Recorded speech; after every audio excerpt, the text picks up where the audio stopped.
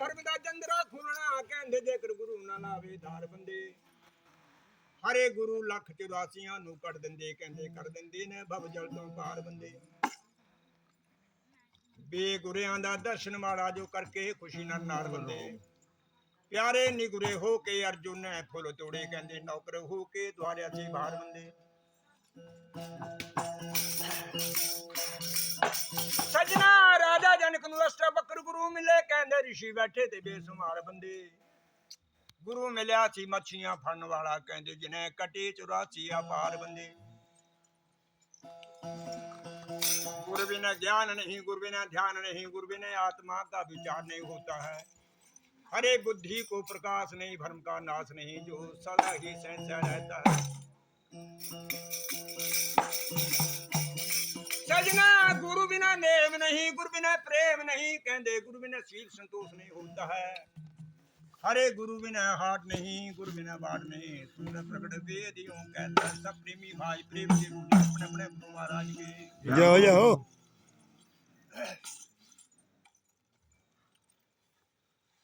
संतों ने सत्संग का महत्व इतना बताया है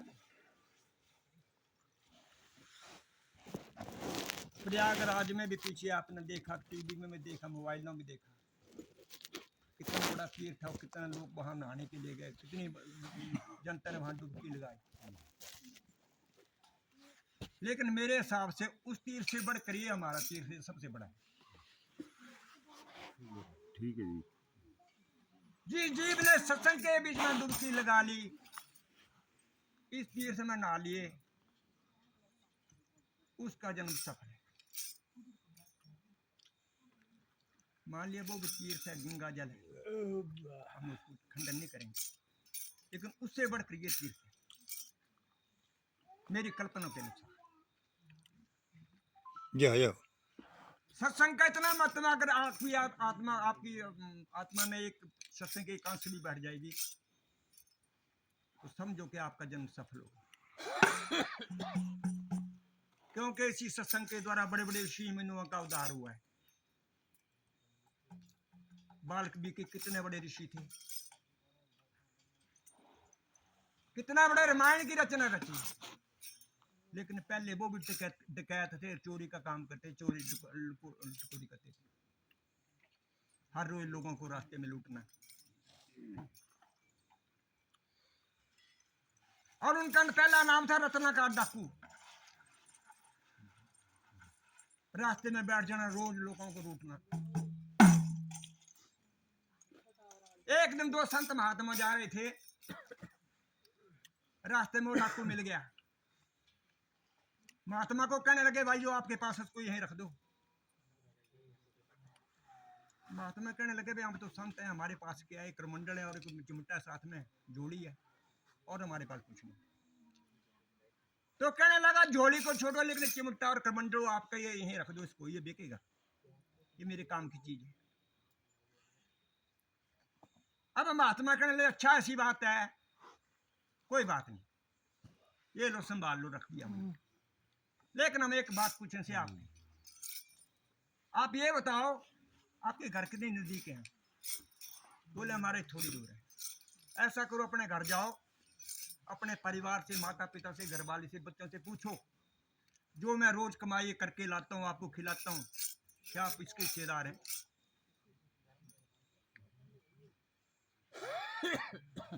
करमंडल चिमटा भी उनका साथ लेके चला गया ऐसा ना वो पीछे चले जाए लेकर जाकर के माता पिता को पूछा घरवाली को पूछा बच्चे तो अभी छोटे हैं उनको क्या कहा भाई मैं रोज लाख कमा करके लाता हूँ क्या आप इसके भागी हैं मेरे अच्छे बुरे काम में मेरे काम आओगे आप माता पिता घरवाली ने सबने यही जवाब दे कहने लगे कि भाई अच्छी नेक कमाई करके लाएगा तो हम तेरे भागी हैं अगर गलत काम करके कमा कर लाएगा हमको खिलाएगा उसका हिसाब तुझे करना पड़ेगा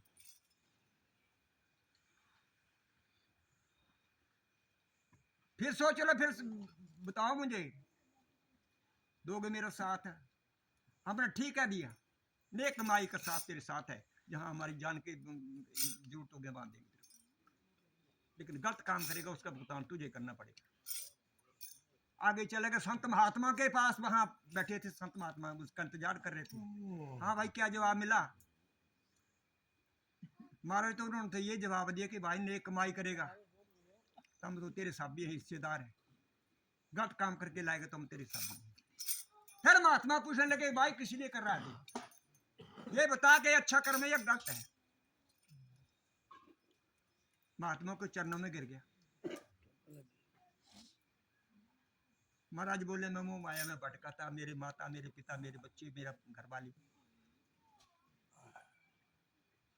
मेरा तो जन्म आधा तो ऐसे निकल गया, लेकिन भगवान का शुक्र हुआ कि आधा जन्म मेरा बाकी, बताओ मेरा कल्याण कैसे होगा। बोल सच्चे दरबार की जय हो। महात्मा कहने लगे भाई हमारे पास कोई दवाई नहीं है, हम तो संत महात्मा है, ये तो बात के ऊपर बात हो गई, इसलिए आप सोचिए कि मेरा कल्याण कैसे होगा, क्या करूं मैं। चरण पकड़ लिए, उनको आगे चढ़ने का रास्ता नहीं दिया उसने। आप सब कुछ जानते, मुझे बताओ मेरा कल्याण कैसे होगा, मुझे मोक्ष कैसे प्राप्त होगा।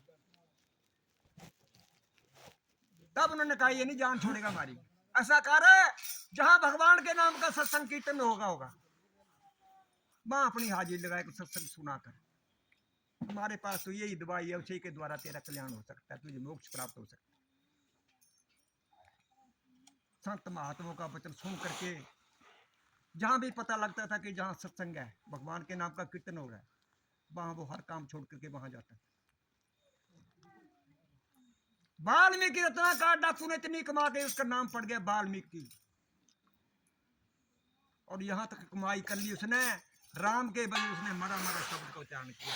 बोली सच्चे दरबार की जय हो। इतने बड़े रामायण की रचना रखी, तो उसका सुधार इसी सत्संग के द्वारा हुआ। हर रोज सत्संग सुनता, तभी मैंने कहा कि 12 बजे के पता लगेगा कौन सत्संग सुनने आया।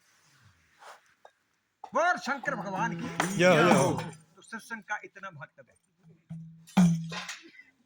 इस सत्संग में डुबकी लगाना से इतने बड़े ऋषियों का कल्याण हो गया, उनका जन्म सफल हो गया। तो क्या लिखा है?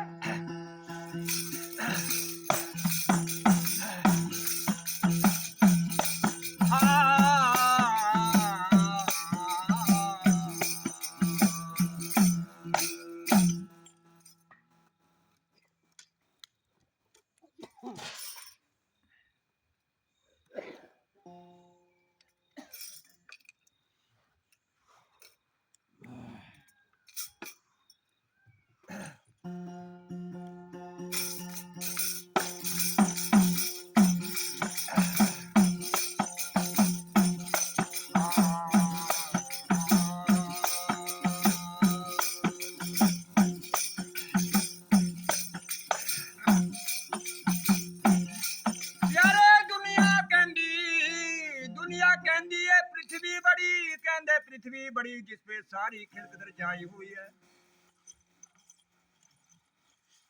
पर कहते पृथ्वी बड़ी नहीं हो शोरबा तुझ बड़े कहते जिन्हें सारी पृथ्वी सिर ते उठाई हुई है। शोरबा तुझ बड़े नहीं कहते महेश बड़े जिन्होंने उनसे नीचे भी से जरमाई हुई है। अरे महेश बड़े नहीं शेष नाग बड़े कहते जिन्हें शीशा की माला भी गल विच पाई हुई है। शेष नाग बड़े नहीं कैलाश पर्वत बड़े जिथे शिवा ने धूनी रमाई हुई है।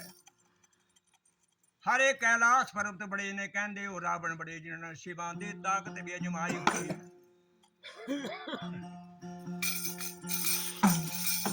सजना रावण बड़े नहीं हो बाली बड़े कहते जिथे रावण ने 6 महीने कैद पाई हुई है। हरे बाली बड़े ने रामचंद्र बड़े कहते जिथे रावण बाली ने भी मुक्ति पाई हुई है। रामचंद्र बड़े नहीं धन्य जैसे भक्त बड़े, हरे रामचंद्र बड़े नहीं धन्य जैसे भक्त बड़े जिन्हें राम कृष्ण ते गंगा चराई हुई है। कहते भक्त बड़े ने सजनो ये सत्संग बड़ा जिथे राम मिलने दी राह बताई हुई है। तो सच्चे दरबार की जय हो। सत्संग ऐसा तीर्थ,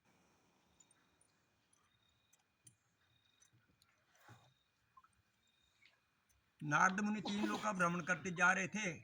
विष्णु भगवान को कहने लगे महाराज मैंने मंदिरों में मस्जिदों में हर जगह आपको ढूंढ लिया, कहीं दर्शन नहीं हुए, कहाँ रहते हैं आप?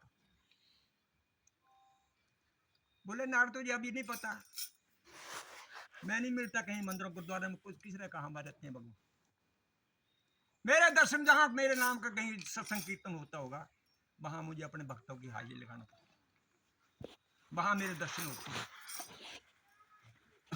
कहने का भाव किसी ना किसी रूप में भगवान दर्शन देंगे, आपकी भी वहां हाजिरी लगेगी और हमारी भी हाजिरी लगेगी।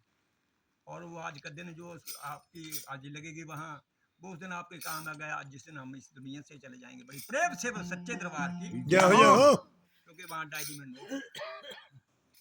कितना टाइम सत्संग में लगाया।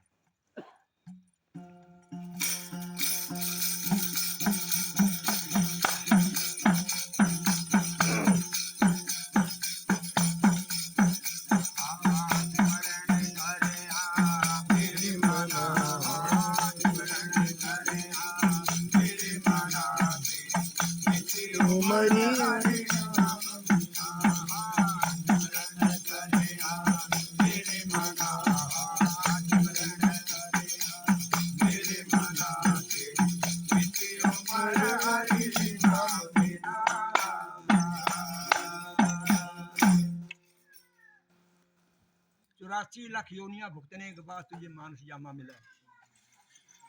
कभी ये भी सोचा कि मैं कहां से आया हूं, कहां मुझे जाना है, क्या आखिर के यहां करना है? नहीं कभी विचार किया। क्या लिखने में आया? बड़े प्रेम से बोले सच्चे दरबार की जय हो।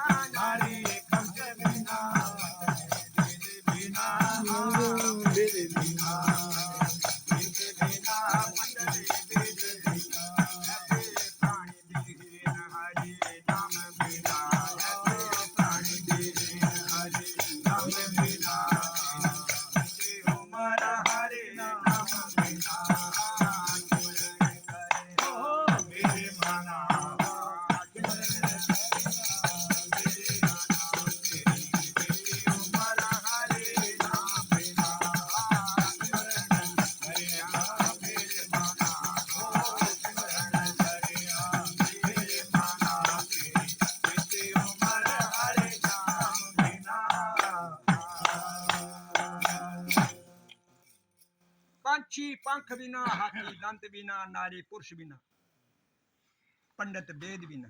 जय। पंछी पंख बिना हीन अधूरा कहलाएगा, नारी पुरुष बिना हीन कहलाएगा। इस पंडित को 4 वेद 6 शास्त्रों का ज्ञान नहीं है, वो भी अधूरा कहलाएगा। ऐसे ही जीव संसार में आया मानस योनि पा करके, अगर तू उस परम पिता का नाम ही नहीं ले सका तो आने यहाँ तेरे को पशु के समान है। बोले सच्चे दरबार की जय हो। कोई मतलब नहीं। विचार कर मैं कहां से आया हूं, किस लिए मुझे यहाँ भेजा।